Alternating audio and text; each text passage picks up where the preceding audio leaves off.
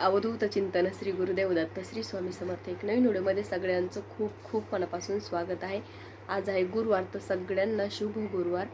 तर आता रथसप्तमी येणार आहे, 2 दिवसावर आलेली आहे. तर रथसप्तमीच्या दिवसापासून तुम्हाला एक उपाय करायचा आहे. बघा, तुम्ही रोज करत असतालच, महिला असो किंवा पुरुष असो, रोजच करत असताल. बरेच जण रोज करतात, पण म्हणजे डेली तुम्हाला हा उपाय तुम्हाला करायचा आहे. डेली न चुकता. जे करत नसतील त्यांनी पण सुरुवात करा तुम्ही रथसप्तमीपासून. आणि जे करत असतील ना, तुम्ही मदत तुमचं म्हणजे चुकत, म्हणजे एखाद्या वेळेस तुमचा गॅप पडत असेल तर तो आता इथून पुढे तुम्ही पडू देऊ नका. बघा, डेली करा, डेली न चुकता. तर काय करायचं आहे आपल्याला, तुम्हाला ह्या उपायानं खूप फायदा होणार आहे, खूप जास्त. तर तुम्हाला तुमच्या व्यवसायामध्ये तुम्हाला बरकत होईल. त्याच्यानंतर घरामध्ये सुख, समृद्धी, आनंद, आरोग्य नांदत असतं. त्याच्यानंतर घरात आपल्या घराची भरभराट होते. नोकरीमध्ये तुमच्या नोकरीमध्ये तुमची प्रमोशन होईल, नोकरी तुम्हाला चांगली लागेल. त्याच्यानंतर व्यवसायामध्ये भरभराट होईल. म्हणजे सगळ्या गोष्टी मग आपल्या चांगल्या होतात. तुम्ही जर हे काम सुरू केलं तर, म्हणजे ही सेवा आपण म्हणू शकतो किंवा उपाय म्हणू शकतो. तर काय आहे ते म्हणजे सूर्याला अर्घ्य देणं. तर तुम्ही म्हणताना अर्घ्य आम्ही देतोच, पण आपण काय करतो की नुसतं पेला भरून पाणी घेतो, नंतर सूर्यदेवाला आपण ते म्हणजे जेल आपण अर्पण करतो.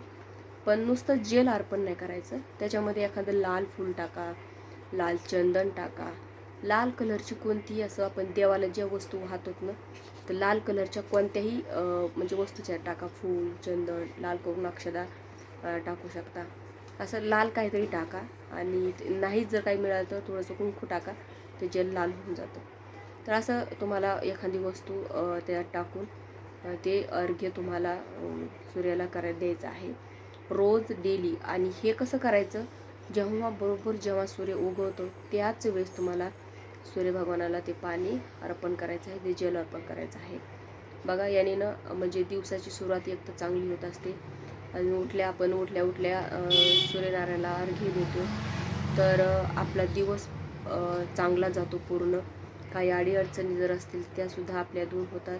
त्याच्यानंतर तुम्ही आता सूर्यनारायणाला अर्घ्य देतात, नंतर तुमच्या नोकरीला जातात, तुमच्या व्यवसायात जातात, त्याच्यामध्ये तुम्हाला बरकत मिळते.